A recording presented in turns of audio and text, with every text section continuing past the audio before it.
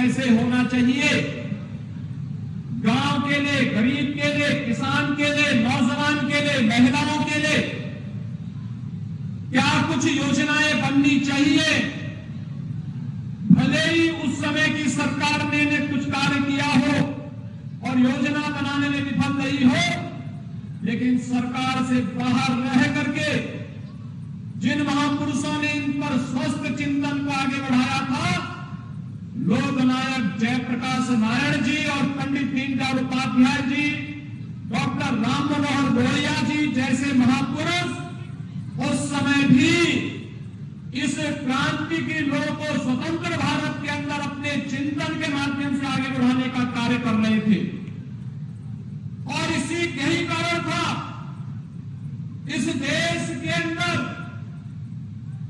जब आजादी के उन सभी योद्धाओं ने स्वतंत्र भारत में भारत की व्यवस्था कैसे होनी चाहिए, एक स्वस्थ संसदीय प्रणाली को अपनाया था। लेकिन सत्ता मोह में उस समय की सरकार इस कदर आंखों में पट्टी बांध चुकी थी कि एक समय उसने लोकतंत्र को भी कुचलने का कार्य किया, और जब लोकतंत्र को कुचलने का कार्य किया तो आखिर बिहार शांत कैसे बैठ सकता था। आप सब जानते हैं जब आजादी की लड़ाई चल रही थी, भारत आजाद हुआ 1947 में, लेकिन बलिया ने अपने आप को आजाद घोषित कर दिया था 1942 में ही।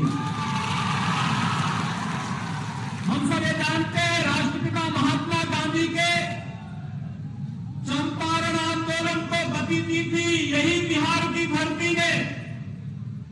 तो स्वाभाविक रूप से लोकतंत्र के प्रति जितना सजग बिहार है, सचमुच वहां देखने लायक है। और इसीलिए लोकतंत्र को उस समय कुचलने का जो कुत्सित प्रयास हो रहा था, लोकनायक जयप्रकाश नारायण जी के नेतृत्व में उस समय लोकतंत्र को बचाने के लिए जो आंदोलन प्रारंभ हुआ था वह भूतपूर्व था। देश की आजादी के बाद इतना बड़ा सशक्त आंदोलन जिसने तत्कालीन सरकार को घुटना टेकने के लिए मजबूर कर दिया था। जनता